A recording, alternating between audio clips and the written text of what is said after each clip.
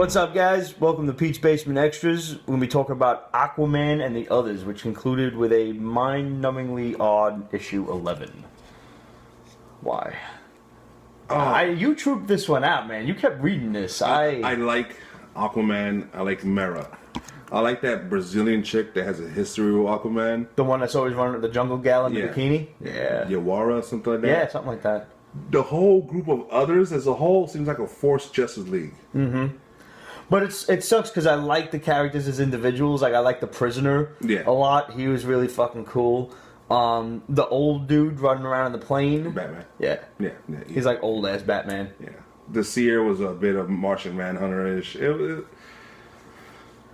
But getting them together, like, I don't know, for some reason the series didn't work for me. Yeah. And not that I specifically dropped it, but I fell off, you know. Every time a new issue came out, it got pushed back. And I wasn't actually reading Aquaman. I fell off on that around issue 32 when it crossed over with Swamp Thing, when I was horrendously behind on that. I'm catching up. I know we promised you guys a review. I'm almost done. I swear to God, I got like 5 issues left. We'll have it for you. Promise. But, like, was this directly related to the regular core Aquaman title, or did it just do its own thing? It did its own thing. Which is weird, because I don't see Aquaman as that kind of character. Like a team-up kind of dude? No, I could see a team-up, but not him, like, able to carry multiple books. Mm-hmm. No.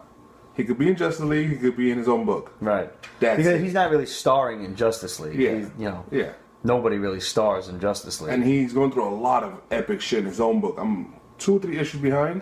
I think his mom... I still got to catch up on that. His mom is still alive. Is still alive. And isn't she trying to kill him? I don't know. All I saw is that she's still alive, and I haven't read it. So it could yeah, be, I remember hearing about that. Yeah, so... I don't know. So what happened in this one? It ended with... It turns out the Russian in that group is a clone. Because why not? Because the Russian space system program decided to make 4 clones and raise them in different environments so he could be the ultimate cosmonaut. Uh-huh. The one with the most brutal environment, one. But they killed his parents on purpose. They put him in horrible orphanages on purpose. Shit like that. Things that, you know, Russians might... And of course, he had a history with KG Beast. Sure. And a couple of other Russians there. And of course, there was some moon base with nuclear weapons on it, and they were involved. It was just... The last story arc was just tedious. So you've got a guy who was the king of the 7 seas, an ocean-bound superhero going to space, where scientists have still been searching almost in vain for water. Pretty much. Or at least that's where the villains were. He didn't go to space. The others went to space? Yes. The others. See, it's bad. It's just... It's a failure. Yeah, it doesn't sound like... What do they call the bus? The couch? What the fuck was the plane called? Oh my God, I forgot. I think it was the couch. Something like that. It was bad. And that went to space? No. It turns out the Russian could go into space because he has one of those golden helmets. Sure. From Atlantis gold armor shit from the first king. Oh, like the king's weapons and shit? Yeah, I remember that. That was a cool-ass storyline. It was. And they did this. And when they sent the Punisher to space? Remember how poorly I reacted to that? I'm glad I don't have the same love for Aquaman that I do to Punisher. I mean, don't get me wrong, I loved Jeff Johns' Aquaman. I never thought for a moment that I would be fucking going gaga over Aquaman. But this book just fell short for me. Never got into it, and can't say I'm really sorry to see it go. I do hope, however, that some of these characters will appear in, you know, later books or something. The Convergence?